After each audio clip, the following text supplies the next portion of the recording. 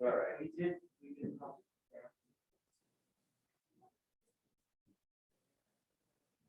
It would make no sense for Mark. Right.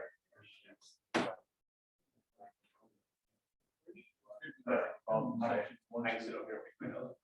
Exactly. No thanks.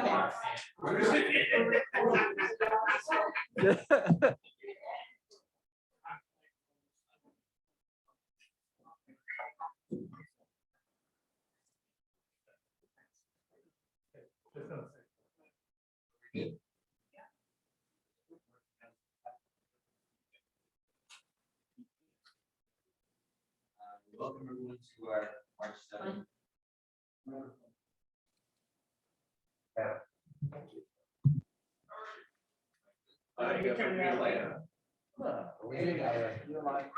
Take two.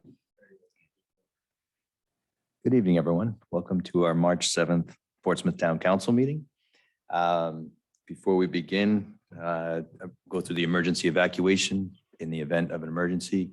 2 doors to your left, another door in the front here. We would exit the building and meet across the street at the school administration building and wait further instruction.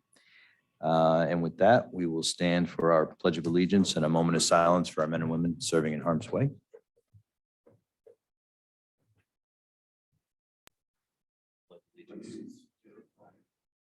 States of America. Which stands one nation, with liberty.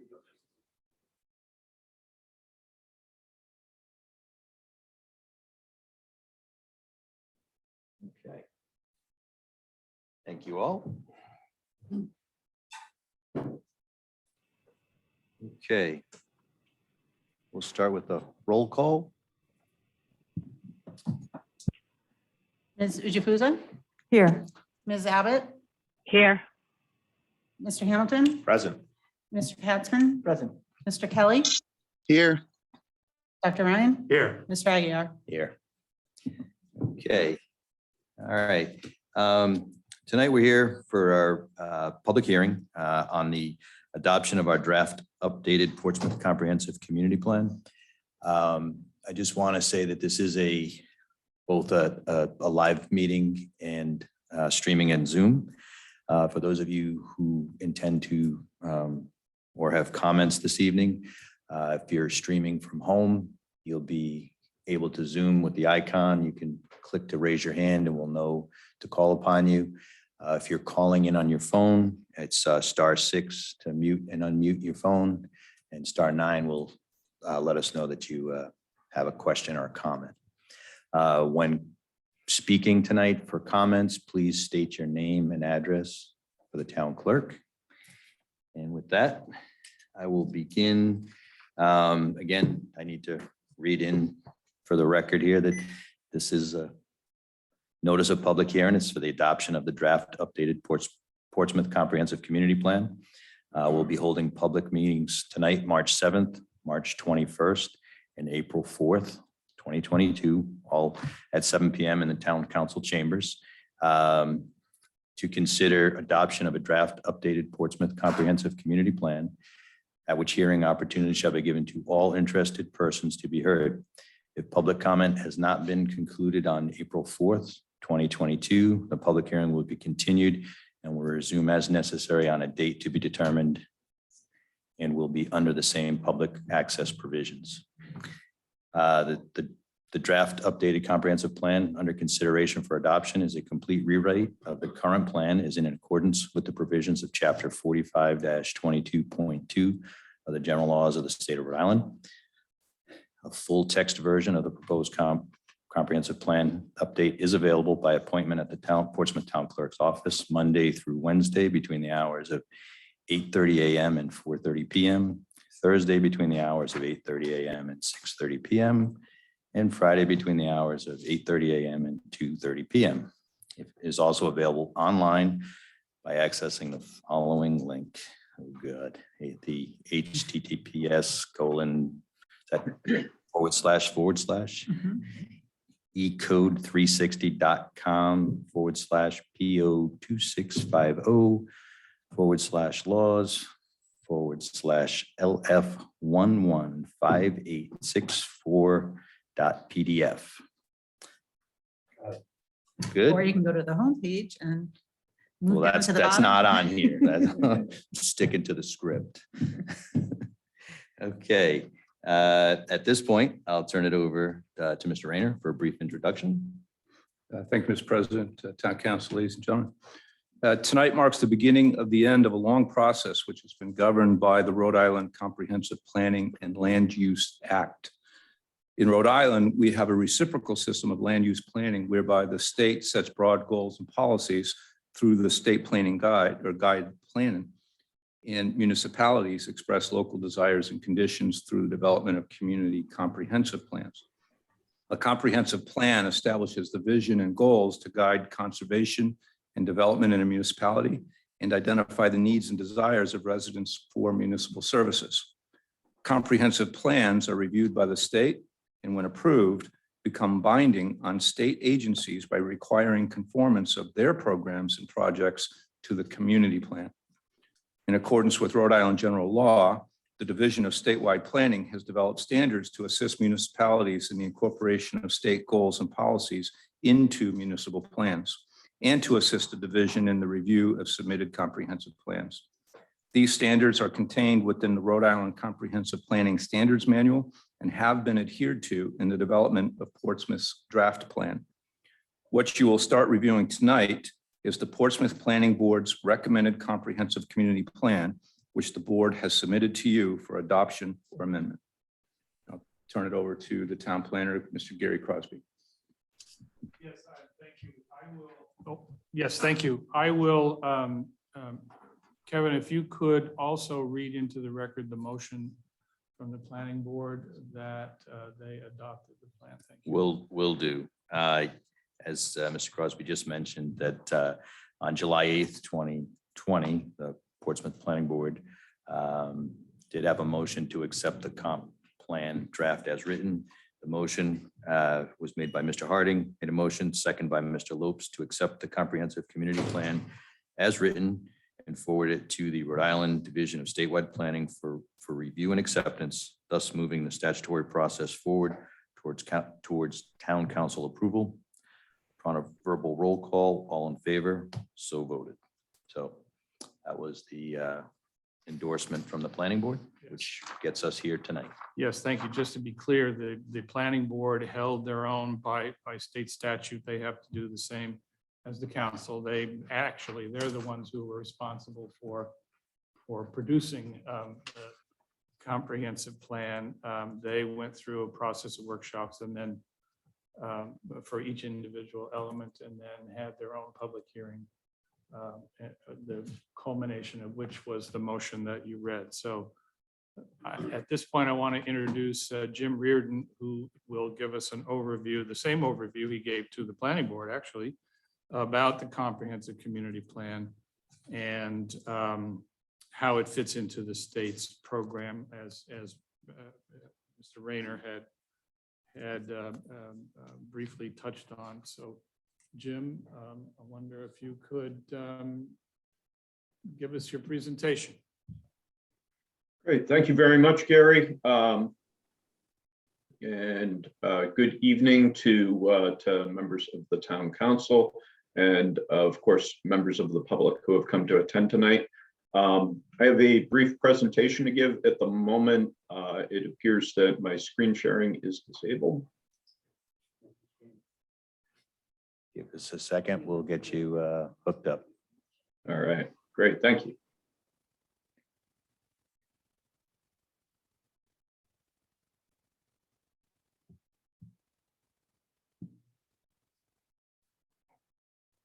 Jim, while we're waiting, could you just maybe play us a tune on your guitar there?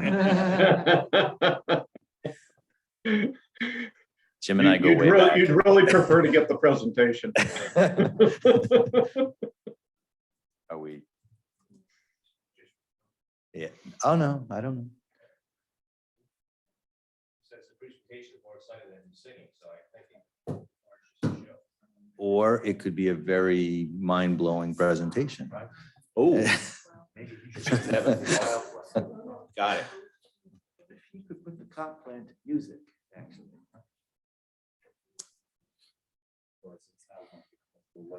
We have a new system here, Jim, so it's just taking us a few minutes to, No problem, Kevin. No problem. And if for whatever reason it's easier, I can just give it verbally. It doesn't have to be the PowerPoint. so does he have the ability? Try to share now, Jim. All right, it seems to be working now.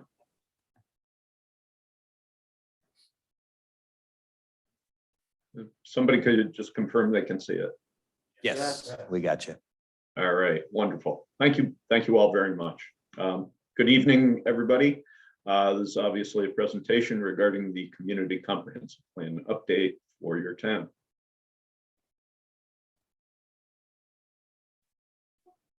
Tonight, we'll do an overview of the Comprehensive Community Plan, talk a little bit about current status, what's been done to date, and then, of course, I'm available to take questions or comments.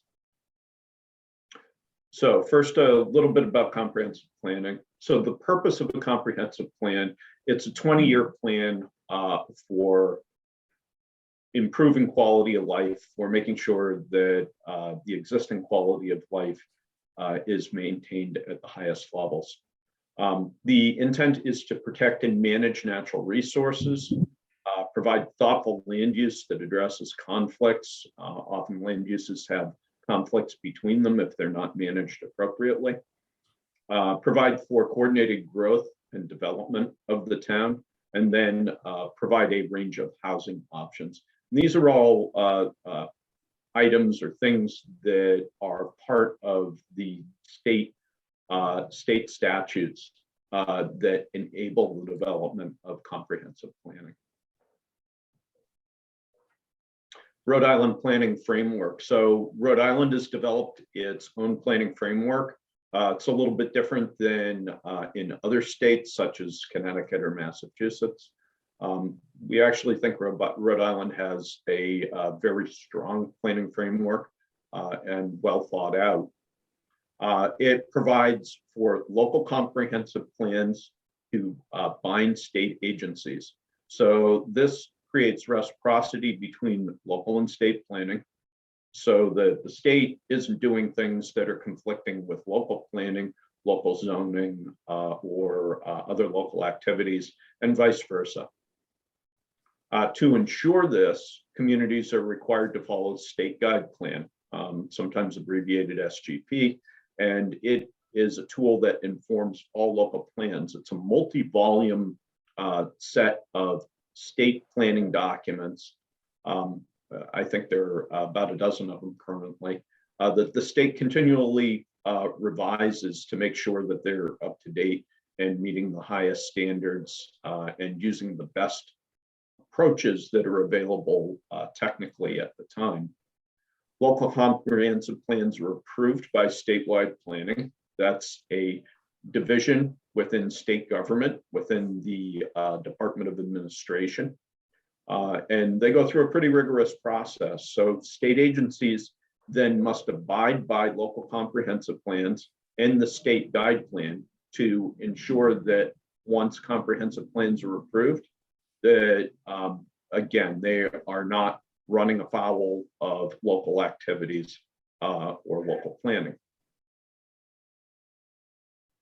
Structure of a comprehensive plan. So comprehensive plans have goals, policies, and actions for each of 12 planning elements.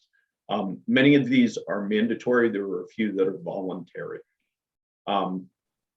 Comprehensive plans describe existing conditions within the town, and they address state standards as provided in the state guide plan. This then guides local land use and other local policy. So next steps and opportunities for you to get involved as members of the public. First off, of course, is tonight's town council hearing, where you have an opportunity to hear about the plan and to comment on it. Statewide planning review of the full comprehensive plan. So the state has already reviewed a number of the draft chapters. And then final statewide planning review will take place after it's approved at the town council level to go forward to the state. This diagram shows the general approval process. So the town submits the plan. This will happen this spring or this summer. Coordinated review will occur over the summer or the fall. And then state determination will happen within the next couple of months after that. Since draft elements of the plan have already been introduced to the state, and we've already received comments back from the state on those draft elements, we anticipate that this review process will run fairly smoothly and fairly expeditiously.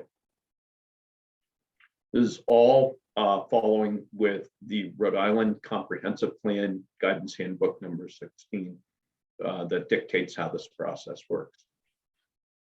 And at this point, I'd like to open it up and take any questions and hopefully provide answers to those questions or comments as they arise.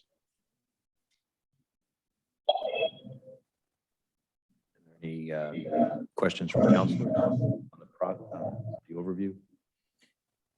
Is there anything online? Okay, Jim, there are no questions at this point, so I think you can continue to move on.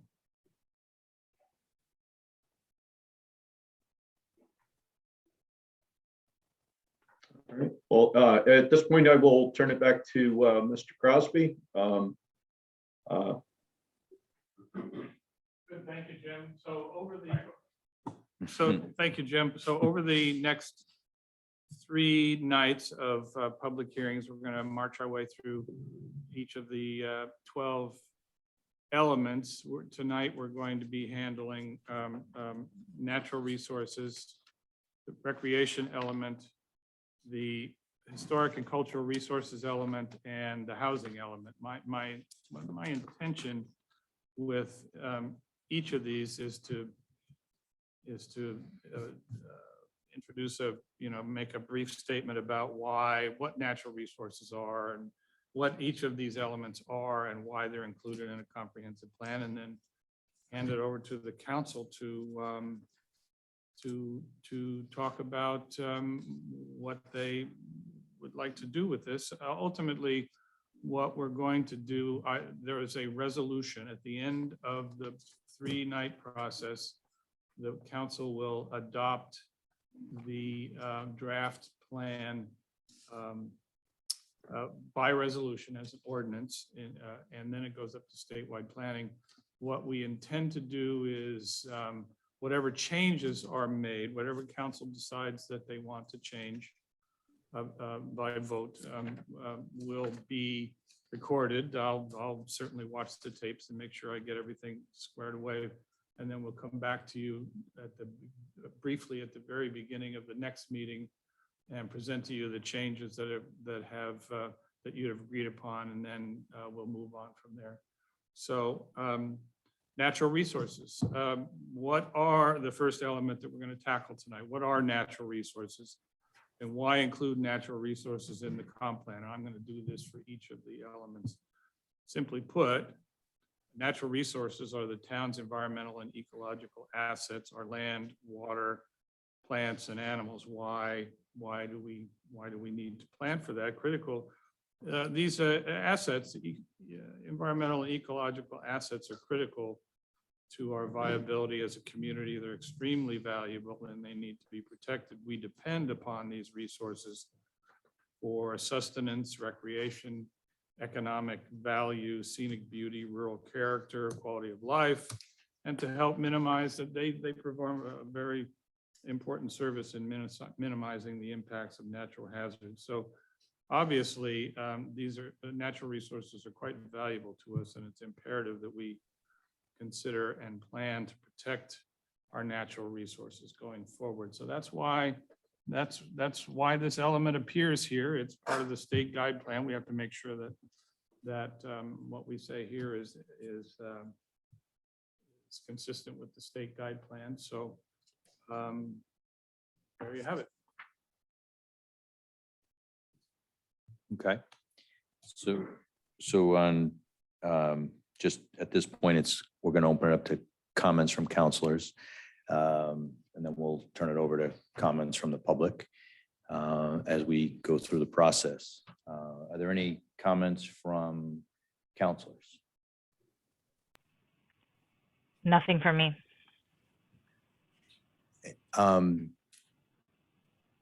Obviously, there's a lot of content here in the plan. If there are minor typos, things of that nature, do we need to bring those up during this process? Or will there be one last little check for format and things like that? Or do we bring it up tonight? The only reason is I did going through, I noticed I was on table 1 and 2. It would be helpful. I think Okay. that, sure, absolutely. Just on table 1, 2. We're not editors Yep, in the no. strictest sense, you know. Yeah, More no. eyes on the prize is a good thing. In table 1, 2 on page 1-5, Nag Pond, when I Oh, think the I end see. just was left off. Just, I mean, minor things. Got it. There wasn't many. So that's, I just wanted to understand the ground rules here. Yep, that's fine.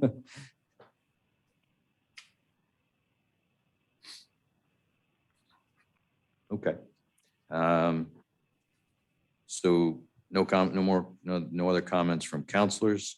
Are there any public comments on this element? There's anything online? Okay.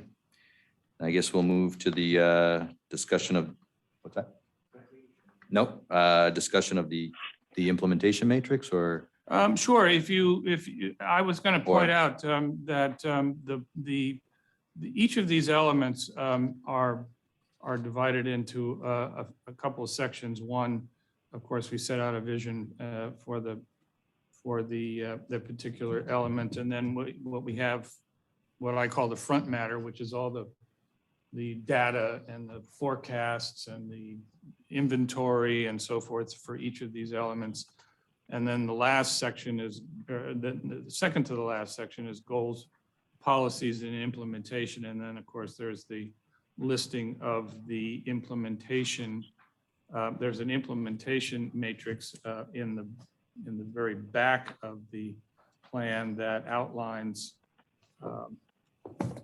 who's going to do what, each of the action items, who's going to take the lead on it, who's going to support it, the type of action that it is, the time frame that it should be taken into addressed, and the resources that are going to be necessary to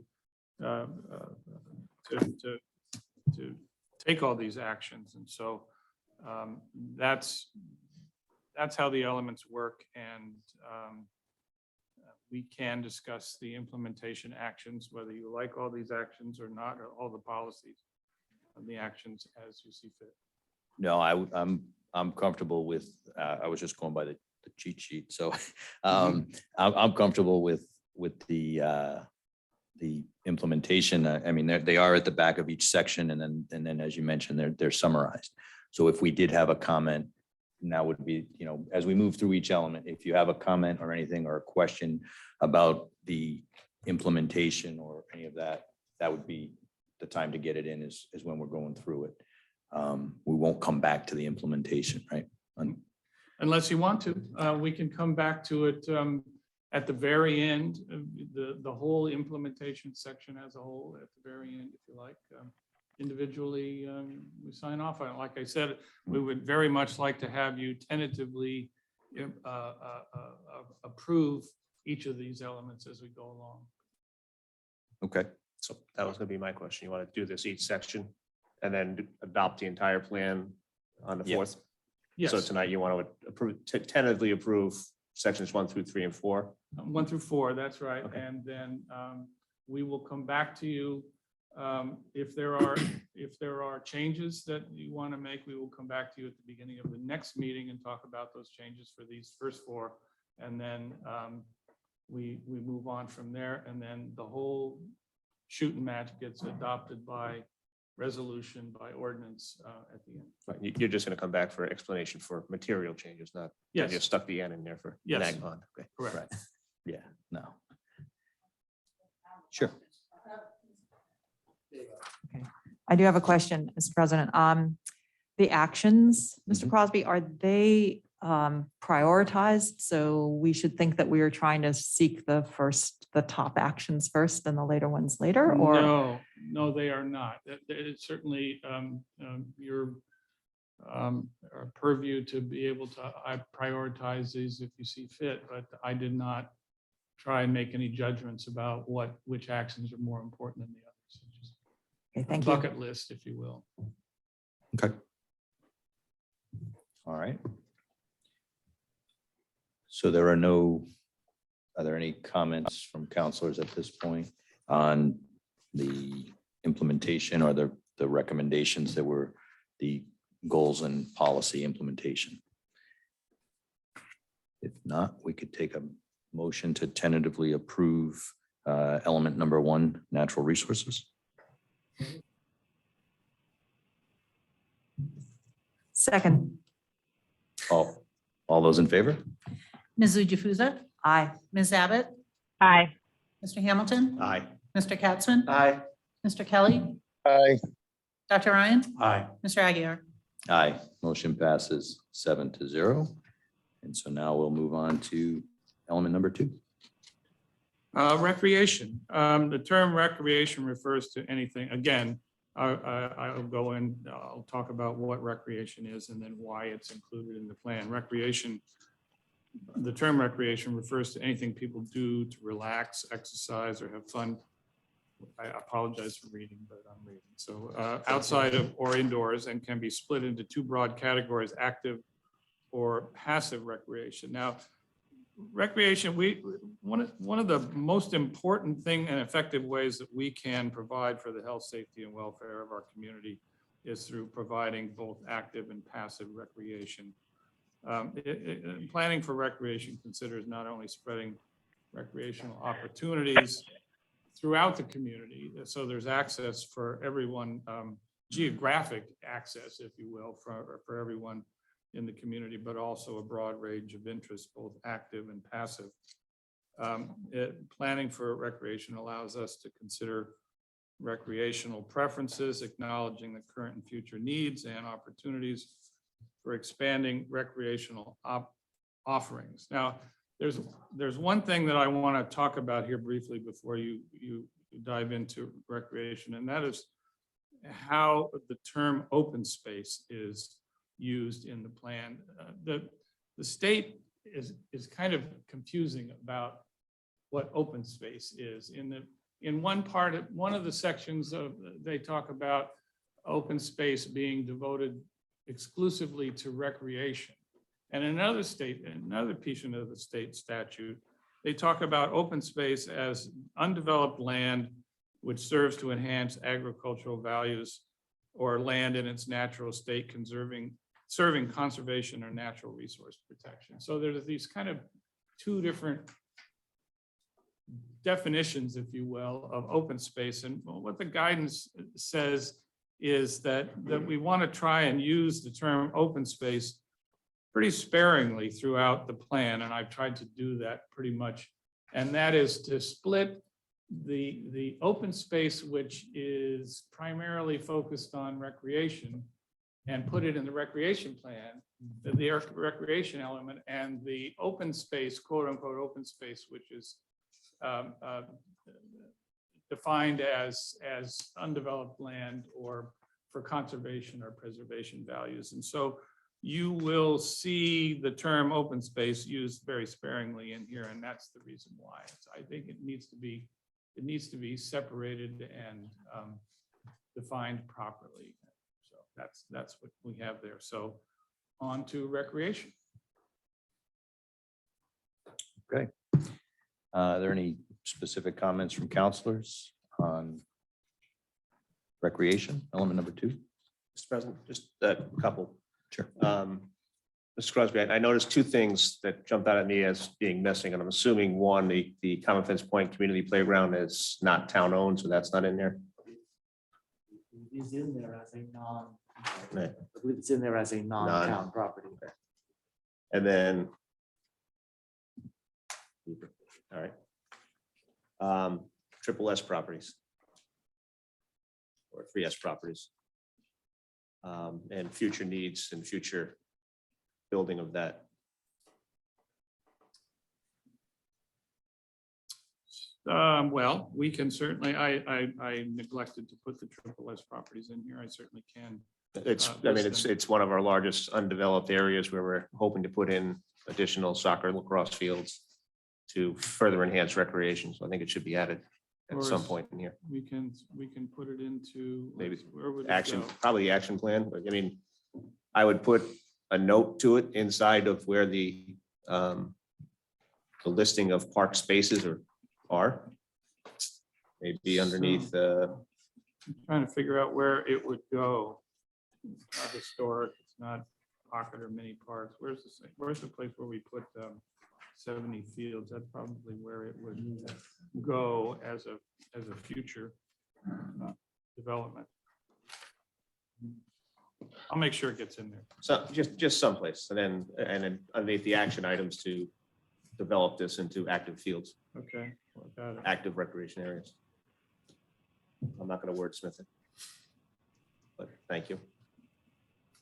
Future development, future recreational development.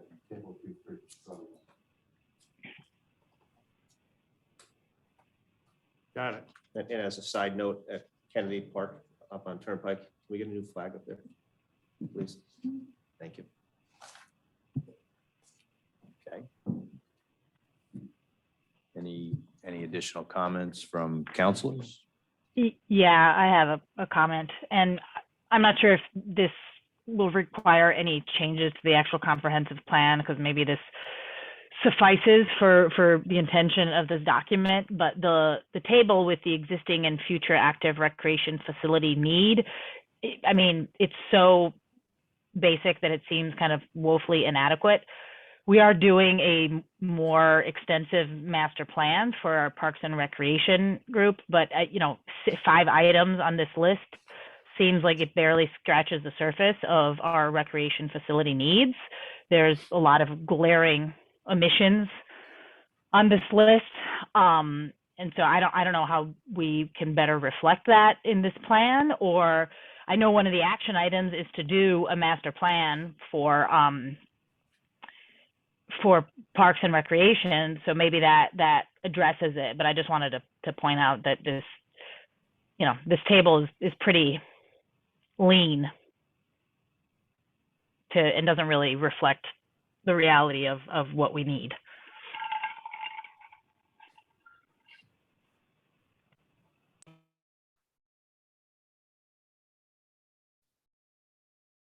I think, if I may. Mr. Yep. President, I don't disagree about the terseness of the tables, but what I take from the plan is in the implementation section. Under policy 1.1, A, B, C, and so on. But the first one is develop a comprehensive recreation master plan to identify long and short-term needs for recreational programs and facilities. So I think that might leave it open-ended, that the plan that is in process of being developed can expand, and further articulate. I guess I have a question then. Are those 5 items the only things that NRPA standards cover, or like what are other NRPA standards?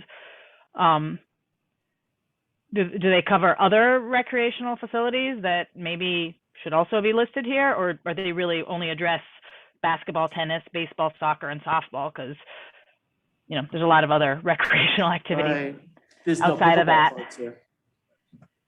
No pickleball, no volleyball, no bike paths, no pools or aquatic facilities. There's a lot of other recreational facilities that thousands of people in Portsmouth participate in that are not covered by those 5 items.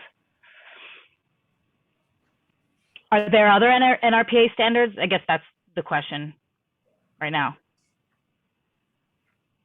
Is that it, Ms. Crosby? Is that are you aware of any other standards, or is that a question for Jim? Well, I'm not aware of any other standards. It's probably not a question for Jim either. Okay. I would like to point out that the very person, consultant who is working on the new recreational master plan is the person who developed these standards. And so he was, that researched these standards and made sure that they got into the plan. So like I said, there's a front matter, and then there's the goals and policies and so forth. And so that person, that entity was responsible for developing these tables based on NRPA standards. I don't know whether there are finer grains to the NRPA standards than just these 5, and we can certainly But find out. okay, I mean, Mr. Katzman brought up a great point. I mean, obviously, this is our first start here with the update to the comp plan, but we have the freedom to expand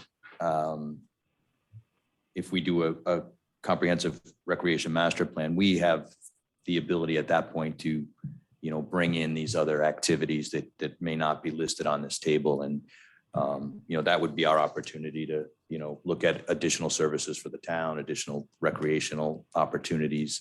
So I kind of think it's a good comment from Ms. Abbott to make sure that we're not just limiting ourselves, but I think moving forward with a rec master plan, we do have the ability to open that up to any and all types of activities that we see fit for the town. So Sure, and I think that action R 1.1A is particularly on point to making Yep. sure that happens. Also our 1.1F, Mhm. programs and facilities that extend the value of the recreation department beyond athletics and into general community wellness. So raise the door open. As well as our R 1.1F, which develop programs and facilities that extend the value of the recreation department beyond athletics and into general community wellness. So I think that's a fairly broad aspiration that could Yes. lead to exploration to other activities other than what is listed in the table.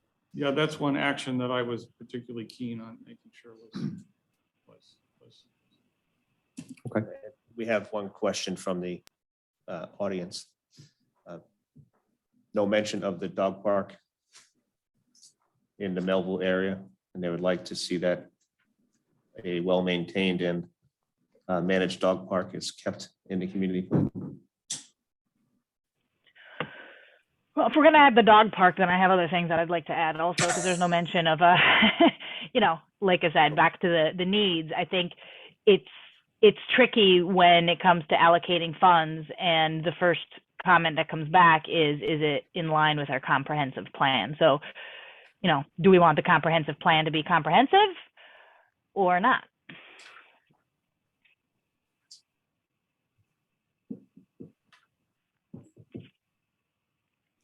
So I'm sure the dog park is going to be mentioned or we should just ensure that the dog park is mentioned in the Parks and Rec master plan as well. If we're going to leave this plan open-ended, then that should be the detailed plan for recreational and park facilities.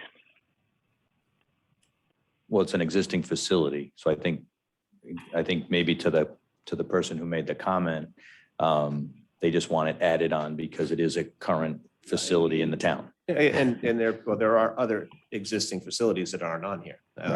which, okay, Councilwoman Abbott mentioned volleyball, and there's now a volleyball court down at the Glen. Right. There's a softball field at the middle school that's not listed. It's just a baseball field. I mean, there's other things in here that could be listed. We could nitpick it all night if we wanted to, but I think we should add other options. We've already discussed adding pickleball courts down at the Glen as a potential. So some of those things could be added in there. yeah, I think the report identified the two basketball courts, but the basketball courts are being converted to the pickleball courts, right, at the old Elmhurst School, if we get the grant.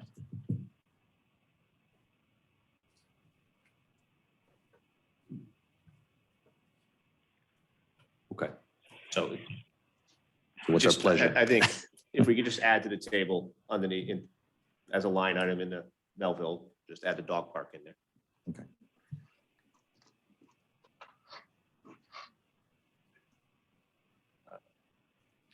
On page 2-9, under Melville Recreation Area.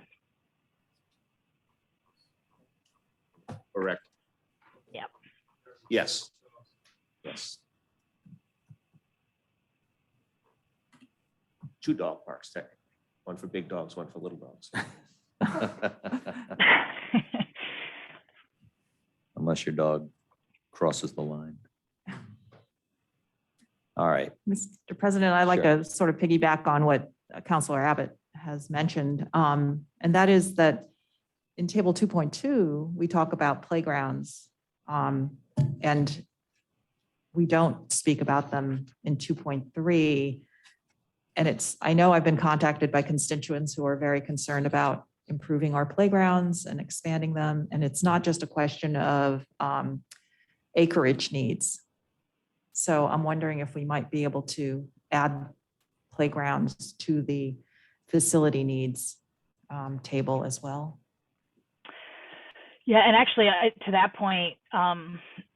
Jufuza, I Googled NRPA standards briefly here, and there's requirements or there's recommendations for a number of parks per resident, number of playgrounds per resident, number of miles of hiking trails per resident.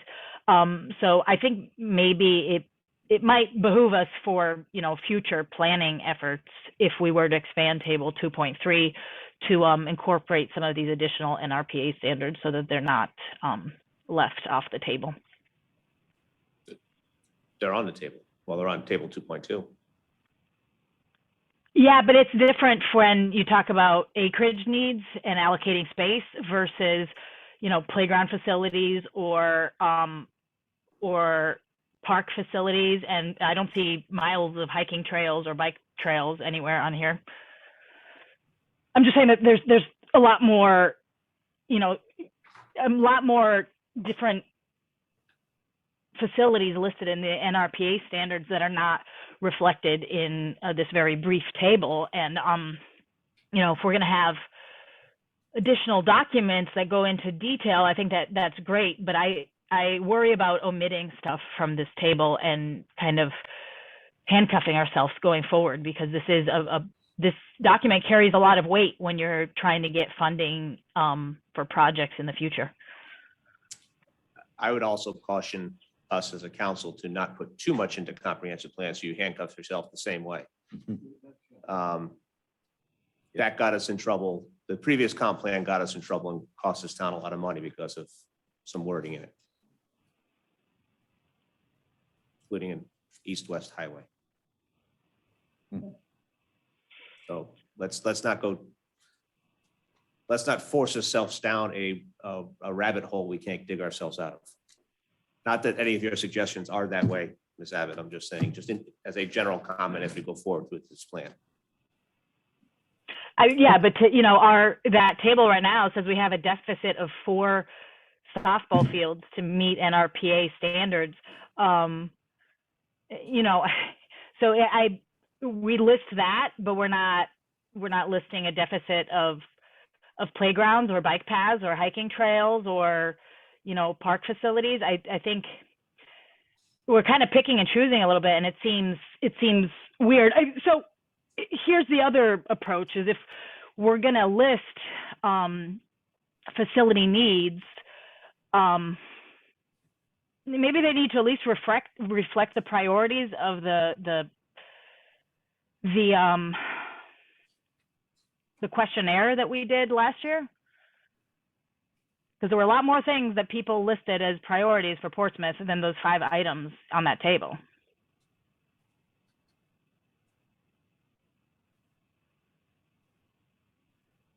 Right, and if I could just add, Mr. President, it's not that we are promising to do anything. The word needs is just saying that they're aspirational. This whole document is aspirational. So I don't see how someone can say, you promised us this. I have a question on this. Yep. listing of things that we say we need. Mhm. A couple of things come to mind, and one is the idea that because we're listing 5 or whatever the number is of things, that implies that we're excluding other things. So do we need to have an open-ended need listed so we don't, to Mr. Hamilton's point, box ourselves in and have, a 6th item listed here that says other future and other future recreation facility needs as the town may determine. I mean, something open-ended like that. No, I don't know if that sort of thing is permissible in a comp plan. I would suggest that it would be useful.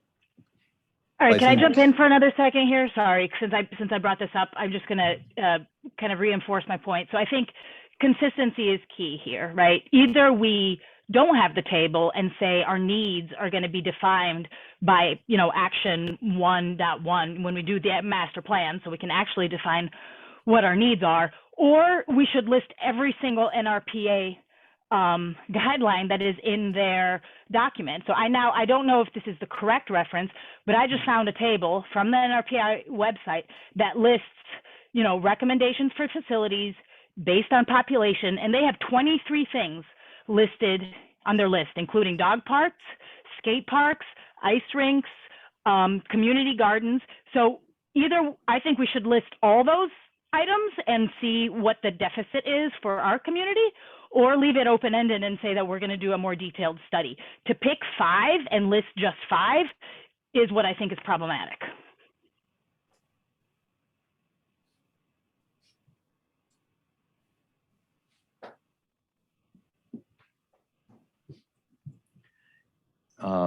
Mr. Crosby, do you recall any, like during the planning board process, was this issue previously brought up or addressed by the planning board? Or is this kind of a new topic coming up tonight? I I'm don't, just- I don't recall that it was brought up by the planning board. No. So, I mean, these are both, these are good comments to, not, I think what's on here are probably like the core facilities that are typically in Portsmouth. That we do have hiking trails, we do have other things that are not on here that, maybe we're not taking credit for over at Melville. So, I'm wondering if there's some middle ground here where we could, put an asterisk here under notes that says, that this is just a reference to some, so that we're not boxing ourselves in and limiting us to 5. This is, these are 5 that are, common in the town, but there are other options, for example, hiking trails or gardens or things of that nature that just aren't listed here. But we have the ability to expand and look at those under the, creation of a master plan. Yeah, I guess that's my question too. Does this list then limit what can go into the recreational master plan? I would say no. Yeah, I it doesn't think, look like the language actually sort of limits what they can look at, right? right, I think, I don't believe so, no. no, we can do what we want.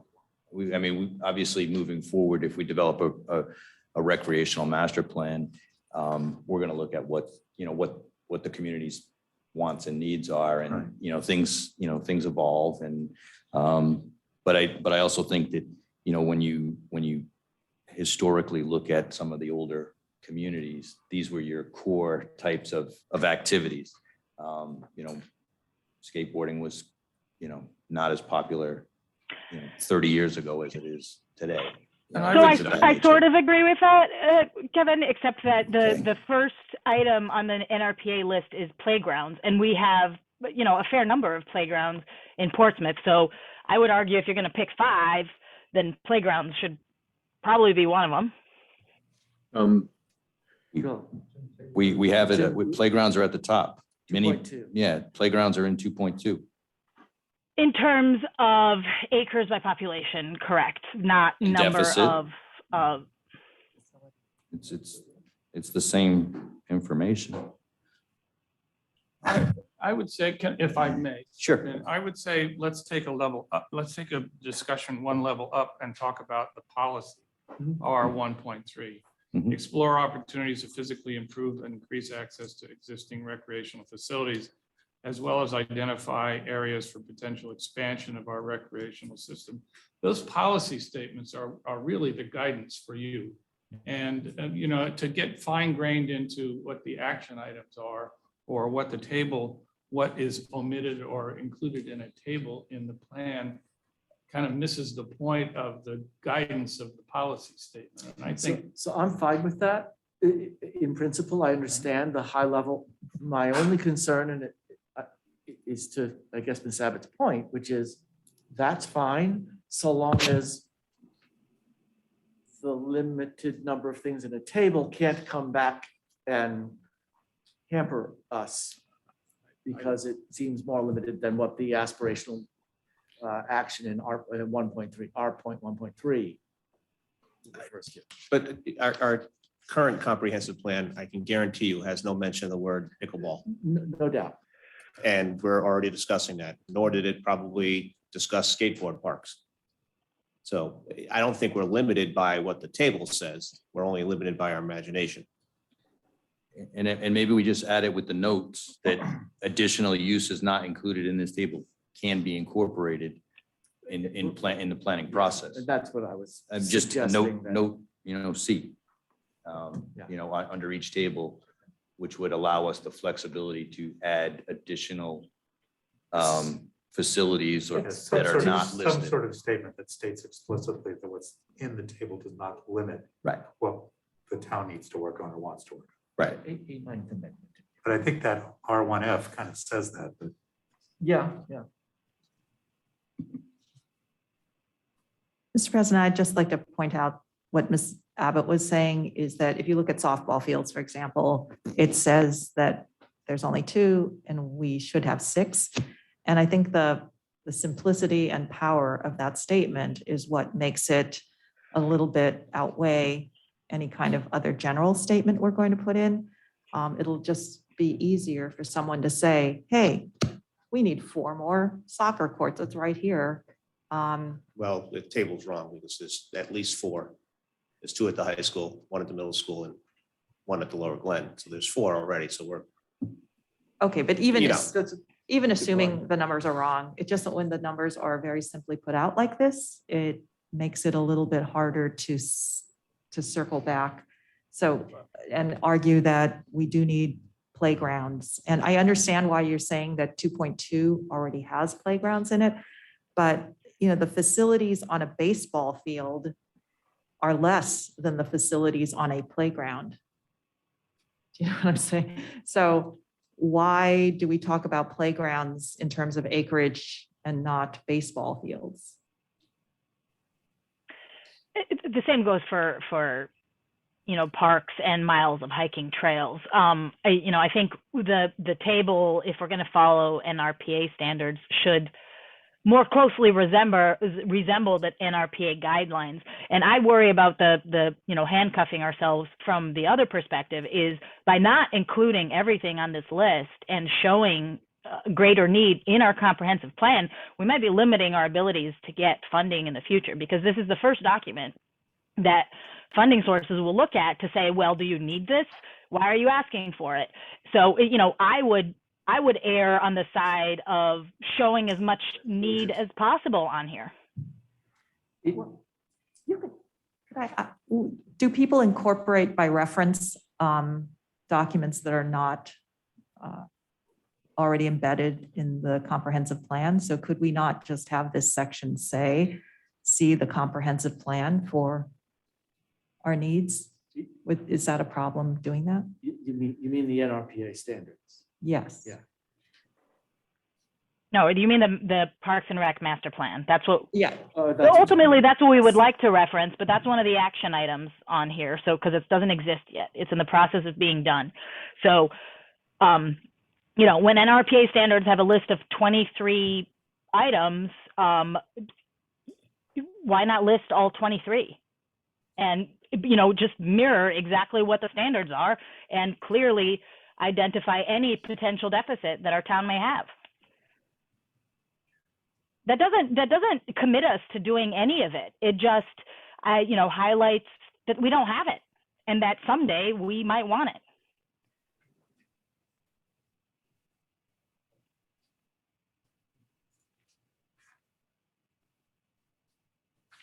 I think that's a good suggestion, and in the sense that all of this is aspirational, it does not hurt to say there's a thing that we don't have on a list. Well, I Whatever think, that- I think what it will do is it will cause us to go back and, because we do have some of the elements that now we're gonna have to get the data to support the miles of walking trails or some of that stuff, because we do have them. We do have walking trails, so So there would be some modifications I'm to very, this yeah. table. So I am loath to push edits on this document that might cause any sort of lengthy delay. Right. So maybe instead of, and I'm just thinking out loud here, so bear with me. Instead of adding to that table elements that therefore would need to have researched how much we have, how many miles of this or acreage of that, have a separate table that says, in addition to the ones in that other table, here's a list of things. And so that doesn't need to go into all of that detail on acreage and miles and per population and all of that. Is that something that is doable, where we could have yet another table that simply lists items that have been discussed as potential needs for the town? I'm acting at your pleasure. You decide, you tell me Good. what it is that you want to do here. And perhaps, what we're talking about is developing a list. Yeah. So perhaps we can add an action item, RTAC 1.1G, and develop a comprehensive existing and future active recreation facility need based on current NRPA standards. I like that. I would support that, and along with that, I would probably remove these tables from the comprehensive plan as it is, and leave it as an action item that we are going to,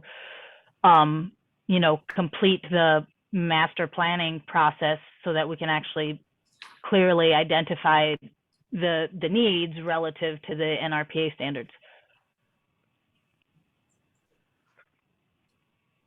And can we add the recreational master plan as a supplemental document to the comprehensive plan at a later date with statewide planning? Yes. So we can put a footnote in to see. We're allowed 5 amendments to the comprehensive plan, 4 or 5 per year. Okay, so we Per can year. add this. You can. Okay, It's so a living that's easy document. enough. So we can put a footnote in there. As of the writing of this document, we were Yeah. in process I of like getting a that. recreational master plan. Said master plan is attached now, or will be attached in the future. I like that. It'll Cool. probably be done before they're done reviewing this anyway. Right, with any hope. So are we removing the? No. Can I have a I- motion? on what it is that I'll you make want that to do? motion because I actually agree with that. So I would second that. I would like to, so leave this the way it is, but supplement, add the language to update it with the master plan when it's available. Well, that's going to require a rewriting of section 2.3 assessment of need then, if that's the case. I think Ms. Abbott's motion that was sort of made by Ms. Fusa was to remove the tables. Remove it all together. and make your footnote And make it the paragraph. If we remove the tables, then it requires us to rewrite section Yeah. 2.3 assessment of need. That was my That point. is- If we I- remove it, I don't think we need to, I think if we just have a new paragraph in there that states we're gonna update this plan with the recreational master plan and add it as an addendum as it's once finished in 2022. And add the language that Mr. Rayner was putting up about referencing the NRPA standards. Right. Won't adding that footnote require us to resubmit this section for approval? No. No, because they would treat it, would they treat it as an amendment? Is that, when it comes. No, once you're done here, it's going to go to statewide planning, and if they have anything to say about it, they'll send it back to us. So my guess is they won't have anything to say about it. Sorry, maybe I'm missing something then, but I don't understand why removing the two tables requires us to resubmit this whole section, but adding a note that references the upcoming master plan does not. Well, because there's a paragraph, I'm sorry, I don't want to get into this kind of discussion, but there's a paragraph in here that references those two tables. Unless I remove that paragraph referencing those two tables, it's going to represent a blank space in the in the document. Okay, but adding a paragraph saying that, you know, an amendment will be made once we have a Parks and Rec master plan doesn't need to be that's still an edit to the section, isn't it? But it's just the addition of a paragraph and not having to rewrite the whole section because you're removing tables. It's a little less work. I see. I'm not afraid to do the work. I just need guidance on what to do. Yeah. well, I think what we're trying to find is a compromise here that allows us to continue to move forward, but where we want to make sure that the information from the master plan that we're working on gets incorporated into this document, I think is where what our objective is. Yeah, I think as long as the language here does not limit what the recreational master plan is allowed to suggest, you know, there's no limitation on that. I don't have a problem putting the tables in, because they're not going to ultimately affect what the recreational master plan is. Comprehensive community plan is a guide book for the future. Yeah. It's not a mandate for the future. Yeah, so I think including a couple of sentences about incorporating the recommendations of the recreational master plan with reference to current NRPA recommendations should give them enough leeway to be able to come up with constructive suggestions. So Gary, would that just get worked into this section 2.3 assessment of need? That this additional paragraph? Is that where we would? Or would it go underneath the action items? Under. The action item. Yeah, we add section 1.1G, saying something to the effect that the list, we're going to develop a list based on a comprehensive list of NRPA standards, and we'll write some sort of paragraph into section 2.3 referencing that we will incorporate the the recreation master plan. So it's when we get. It's that last paragraph in 2.3 before the tables, Right. right? That references the tables and references needs. Supplement that paragraph with references to and future recreation master plan. Right, and also the language for NRPA current and future standards. Would it be unacceptable? I do have a motion on the floor and I will withdraw it because it was just to remove the tables, I believe. So I'll remove that motion, but I'm just wondering, is there a problem with actually removing the paragraph you reference as well as the tables and keeping it just that, you know, more information will be provided on this? Is there a problem with doing that? I think the section at that point becomes incomplete. Yeah. The assessment of needs is one of the requirements, and we have to address this. And so, I see. we can certainly rework it. I think we can't really do this, halfway. Either we have to define the assessment of need, or we need to put it off and say the assessment of need is going to be defined in a future study. To do an assessment of need and define it based on 5 items is problematic. So I think, either we have to remove the tables and that paragraph, or like Mr. Katzman said, that paragraph above the blue box on page 2-10 that says space and facility needs for the 2018 baseline and projected 2025 are represented in table 2 and 3 respectively, based on the low estimate for needs, and includes acreage for Mount Hope Park, blah, blah, blah, blah, blah. That needs to say that, something along the lines of this table is not comprehensive. There are additional recreational facility needs that are not reflected in this table, and additional studies are going to be done to identify the town's recreational facility needs based on NRPA standards. Yeah. And I think We can't have a section that says assessment of needs and not include a full assessment of our needs.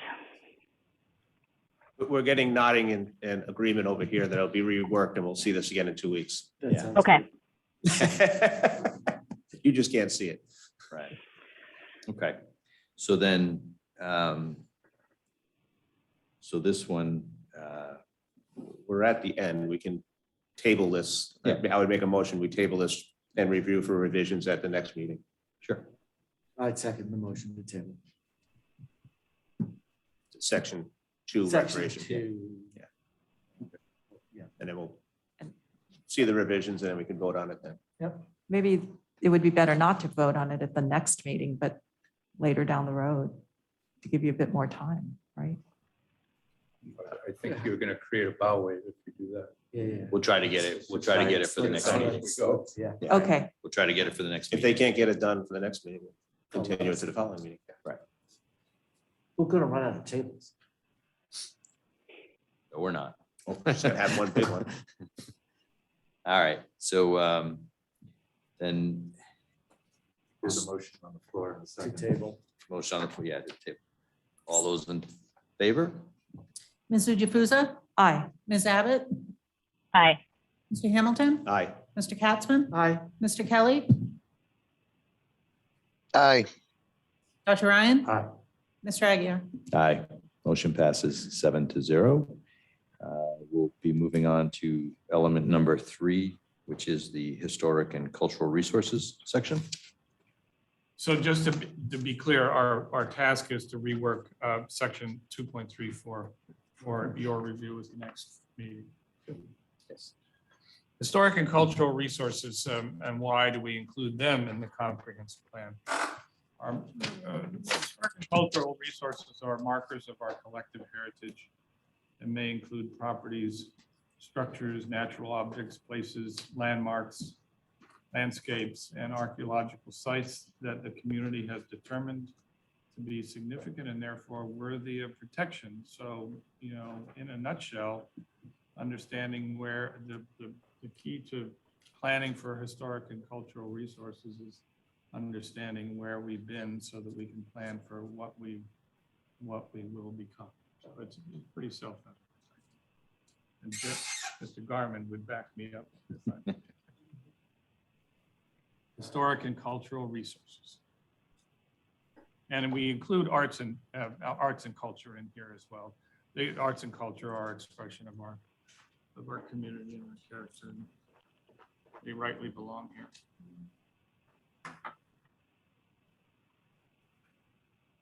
Okay.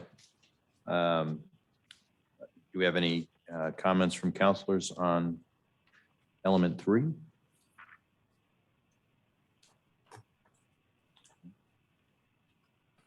Is there anything on the public side out in, nothing in anybody that's in-house? You'd have to come up. Yeah, and we just need name and address. Yeah, I'm Paul Murphy, 16 Prospect Lane. That's an easy one. I didn't know. I was just a Point of order. So for the historical section of this, is the open spaces master plan is in the same boat as the prior section or section 2? In other words, like, are they gonna be part of the open space master planning process? Historical places, mainly big open spaces, specifically like we're working on Fort Butts and a few other places. So is that part of the same process? Or The plan we were talking about prior, the recreation, I don't think that's going to be covered it's got more of a recreational open spaces master plan for recreational areas. I don't think Fort Butts is included in that. see, there is bleed over though. So hiking trails, open space, it's right next to the high school. There's a lot of, commonalities, kind of Venn diagram things. So if it's outside the scope of this, I'll just. It's inside the scope of this element that you're speaking of, but.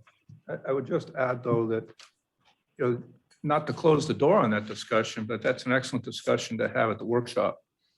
And I would encourage that maybe members of the Butts Hill Fort Committee participate in the workshop. So if that is a true concern that should be addressed in that plan, then we can make sure that it's there. Thanks, Rich. March 16th, There you go. 7 PM. Zoom. I'll send all you guys the link. Thank you. No problem.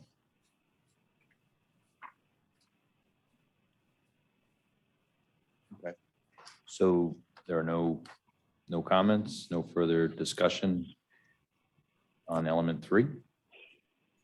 I think that if Mr. Garman has reviewed this and sees it fit to be put in here and doesn't have any questions or comments, then I would move to approve element number 3 of the Portsmouth Community Plan tentatively. I would second that. All those in favor? Ms. Jukusa? Aye. Ms. Abbott? Aye. Mr. Hamilton? Aye. Mr. Katzman? Aye. Mr. Kelly?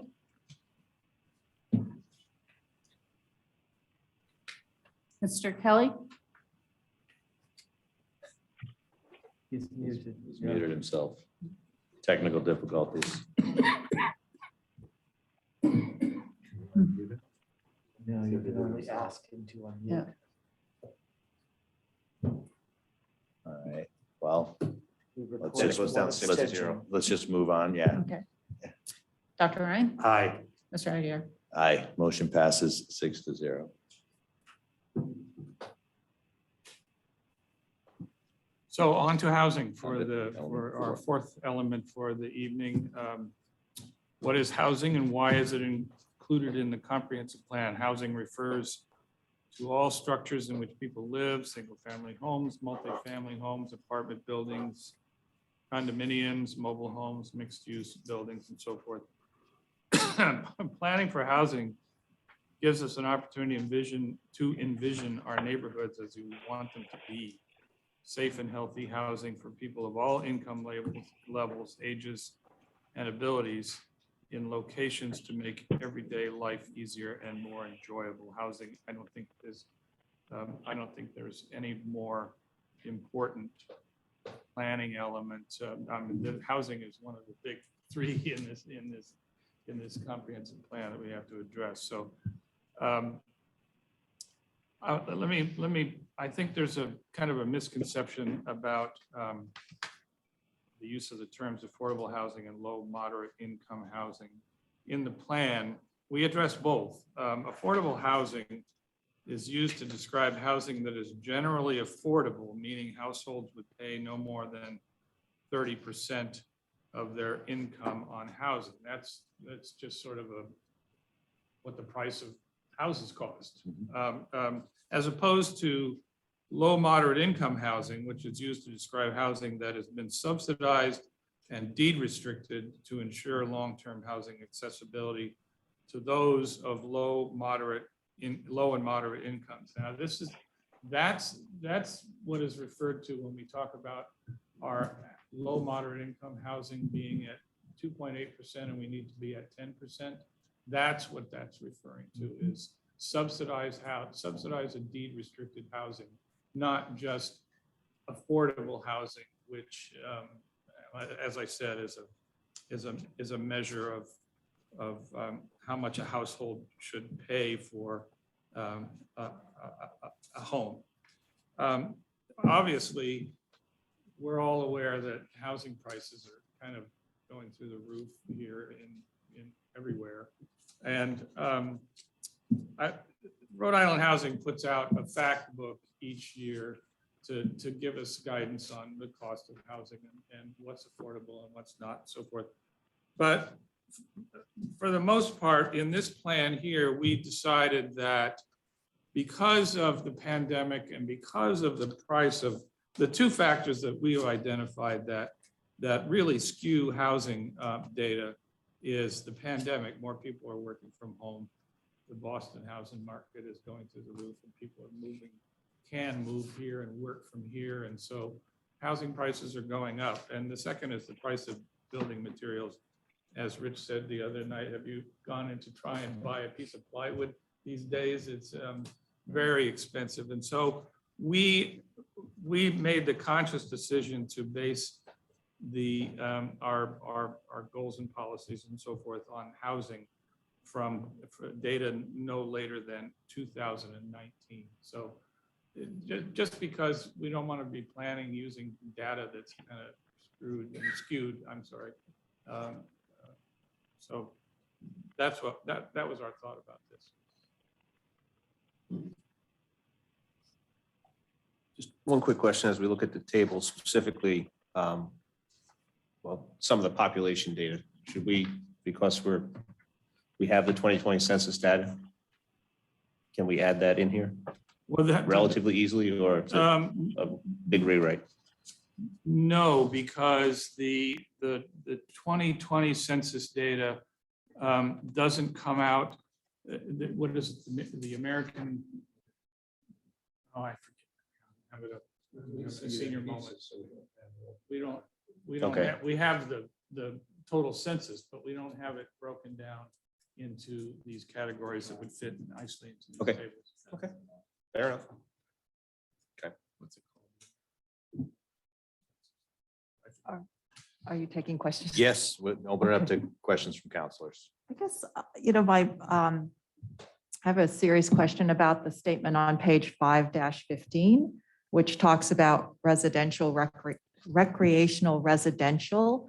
The sentence that I have a problem with is that the concept of defining property remains valid as recreational residential remains valid and a development trend to be encouraged.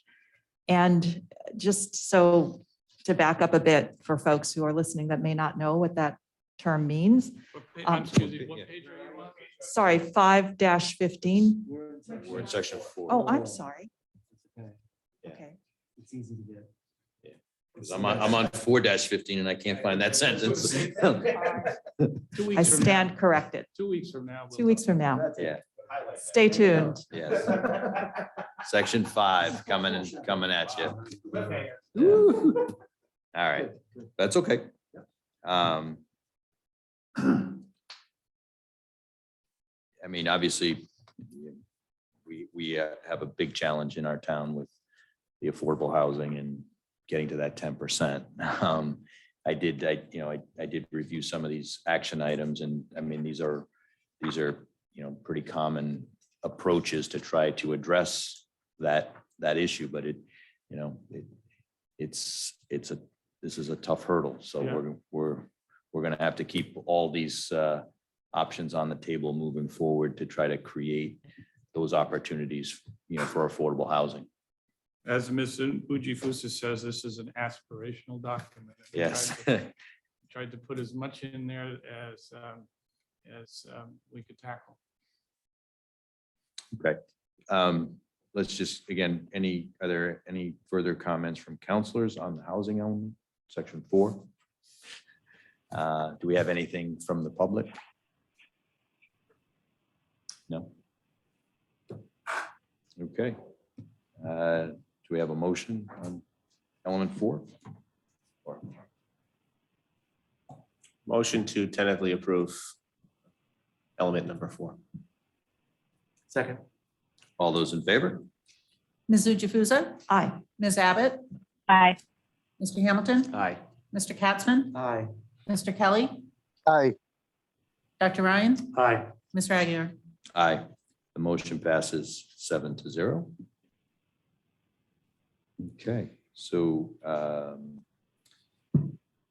that will conclude the portion of the public hearing tonight, which was to cover elements 1 through 4.